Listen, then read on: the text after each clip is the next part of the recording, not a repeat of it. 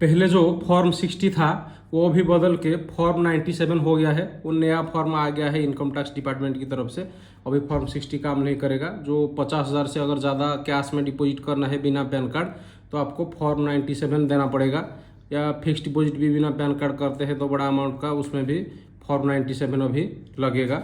ये है वो नया फॉर्म, उसको कैसे फिलअप करते हैं अभी देखेंगे। ये नया फॉर्म है, यहाँ तक फॉर्म फिलअप करने के लिए है, और ये कैसे फिलअप करते हैं ये सब बाकी का इंस्ट्रक्शन है।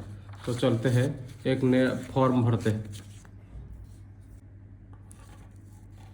देखते हैं इसको कैसे भरते हैं। देखिए, जो इनकम टैक्स डिपार्टमेंट का फॉर्म होता है उसमें अकाउंट नंबर या बैंक का नाम देने के लिए कहीं पे जगह नहीं होता है। तो यहाँ पे आप खुद भी लिख सकते हैं, नहीं लिखेंगे भी तो चलेगा, क्योंकि आपका जो आधार कार्ड वगैरह देंगे उसी में से आपका अकाउंट नंबर निकल जाएगा। नहीं तो जो खाता में आप जमा करना चाहते हैं वहाँ पे आप बैंक अकाउंट नंबर लिख दीजिए, और कौन सा बैंक में जमा करना चाहते हैं यहाँ ऊपर भी लिख देने से चलेगा। उसके बाद देखिए यहाँ पे पार्ट ए है नेचर ऑफ ट्रांजैक्शन, क्या करने के लिए आप ये फॉर्म को दे रहे हो, इसलिए कैश डिपॉजिट आप लिख दीजिए। और यहाँ पे माई स्टेटस इज इंडिविजुअल लिख दीजिए, और HUF होगा तो यहाँ पे, और एसोसिएशन ऑफ पर्सन और बॉडी ऑफ इंडिविजुअल, ये जो भी होगा उसी को टिक करना है। तो यहाँ पे इंडिविजुअल हम टिक कर दिए हमारा खुद का अकाउंट में जमा करने के लिए। और कौन सा जगह है यहाँ पे लिखना है, ब्रांच जहाँ पे है वही नाम लिख सकते हैं। यहाँ पे कौन सा डेट में आप ये फिलअप कर रहे हो उसी को लिखना है, और बैंक में जो आपका सिग्नेचर है उसी को यहाँ पे डालना है। और यहाँ पे आ गया हमारा, देखिए यहाँ पे नाम लिखना है, बैंक में जो नाम है उसी को यहाँ पे लिखना है, डेट ऑफ बर्थ लिखना है। अगर देखिए, और इनकॉर्पोरेशन का मतलब है, अगर आपका कोई दुकान का अकाउंट है तो कौन सा डेट में वो आप दुकान बनाए थे उसी का डेट यहाँ पे लिखना है। उसके बाद पिताजी का नाम लिख देना है 3 नंबर पॉइंट में। उसके बाद आ गया आधार नंबर, यहाँ पे आधार नंबर लिख देना है। रेसिडेंस एड्रेस, यहाँ पे आपका घर का एड्रेस पूरा लिख दीजिए। यहाँ पे ऑफिस एड्रेस, अगर दुकान वगैरह या ऑफिस होगा तो ऑफिस लिखना है, नहीं तो NA कर देना है। और यहाँ पे एड्रेस फॉर कम्युनिकेशन तो रेसिडेंट टिक कर दीजिए, और यहाँ पे जो लिखे थे उसी को फिर लिख दीजिए एड्रेस को। और इसके बाद ये है मोबाइल नंबर, यहाँ पे देना है 91 कोड दे दीजिए, और आपका मोबाइल नंबर यहाँ पे ईमेल आईडी अगर होगा तो दे दीजिए, नहीं तो छोड़ दीजिए। और यहाँ पे tax payer identification number 3 number, ये हमारा ये नहीं होता है तो NA करना है। चार्जेबल टू टैक्स NA कर देना है, quantum of income not chargeable to tax वो भी छोड़ दीजिए। उसके बाद आ गया सेकेंड पेज। सेकेंड पेज में डेट ऑफ ट्रांजैक्शन, यहाँ पे देखिए डिटेल ऑफ ट्रांजैक्शन, जो ट्रांजैक्शन हम कर रहे हैं आज का डेट में कर रहे हैं 2/5/2026 लिख लिए यहाँ पे। और उसके बाद हो गया टोटल अमाउंट ऑफ ट्रांजैक्शन, कितना अमाउंट हम डिपॉजिट करना चाहते हैं उसी को यहाँ पे लिखना है। अमाउंट ऑफ कैश ट्रांजैक्शन, देखिए ये अगर 2 पार्ट में होगा तो वो अलग चीज़ है।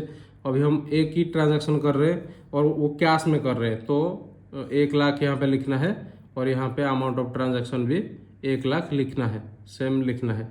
मोड ऑफ ट्रांजैक्शन कैश लिखना है, और उसका कोड है 01, वो जो पीछे जो इंस्ट्रक्शन था उसी में 01 होता है।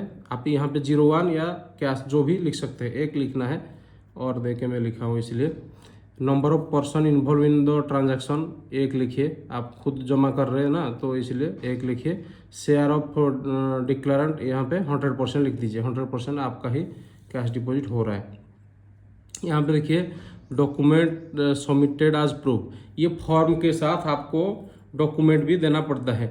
आधार कार्ड का फोटो, देखो यहाँ पे proof of identity, proof of address, proof of date of birth, ये जो दोनों है यहाँ पे हम आधार कार्ड दे सकते हैं, आधार कार्ड या वोटर ID जो भी दे सकते हैं। पर यहाँ पे जो डेट ऑफ बर्थ का प्रूफ है उसमें आप आधार कार्ड नहीं दे सकते, वहाँ पे आप वोटर ID दे सकते हैं, या DL भी दे सकते हैं, नहीं तो पासपोर्ट दे सकते हैं, नहीं तो बर्थ सर्टिफिकेट भी दे सकते हैं। जिसमें जो valid date of birth certificate होता है उसी को आप दे सकते हैं। तो यहाँ पे देखिए आधार कार्ड लिख दिए, तो यहाँ पे आधार नंबर है, UIDAI इसका इशूइंग अथॉरिटी है, तो यहाँ पे और एड्रेस कहाँ पे ये इशू हुआ है बड़ौदा बाज़ार लिख दीजिए, जहाँ का है आपका आधार कार्ड वहाँ का लिख दीजिए। और फिर से आधार नंबर UIDI बड़ौदा बाज़ार ये यहाँ पे लिख लिए। यहाँ पे वोटर ID हम दे सकते हैं, DL जो भी देना है दे के यहाँ पे नंबर लिख लेंगे। इलेक्शन कमीशन ऑफ इंडिया अगर वोटर ID हुआ, और दूसरा होगा तो यहाँ पे जो भी इशूइंग अथॉरिटी वहाँ पे ID कार्ड में होगा उसको लिखना है और यहाँ पे एड्रेस लिख देना है। यहाँ पे हम जो भी आइडेंटिफिकेशन नंबर लिखेंगे उसी का जेरोक्स या फोटोकॉपी इसके साथ, ये फॉर्म के साथ हम जोड़ के बैंक में देना पड़ेगा। हम आधार कार्ड लिखे हैं, वोटर ID लिखे हैं, इसका मतलब ये दोनों का हम फोटोकॉपी इसके साथ जोड़ के देना है। उसका नीचे सिग्नेचर कर लेना है, आधार कार्ड का नीचे और वोटर ID कार्ड का नीचे। उसके बाद आ गया लास्ट पार्ट, ये पार्ट F। यहाँ पे डिक्लेरेशन है ये, तो आशीष साहू, तो ये आशीष साहू का डिक्लेरेशन है, तो आशीष साहू सन ऑफ नवीन साहू। यहाँ पे application for cash deposit in my capacity आज सेल्फ यहाँ पे लिखना है। ये रिप्रेजेंटेटिव अगर किसी दूसरा के लिए आए हैं तो रिप्रेजेंटेटिव लिखते हैं, नहीं तो ये सेल्फ है। तो यहाँ पे आज का डेट लिखना है, ब्रांच का नाम लिख देना है, और यहाँ पे बैंक में जो सिग्नेचर है हमारा उसी को लिख देना है। और ये फॉर्म के साथ हमको हमारा आधार कार्ड का फोटोकॉपी और वोटर ID का फोटोकॉपी दे देना है। उसके बाद ये जो फॉर्म 97 है इसको एंट्री करने के बाद हम 50,000 से ज़्यादा कैश डिपॉजिट कर सकते हैं। ये जो फॉर्म हम भरते हैं इसमें पहले हम डिक्लेरेशन एक देते हैं। देखिए यहाँ पे I declare that applicant does not have a permanent account number, मतलब पैन कार्ड नहीं है उसका।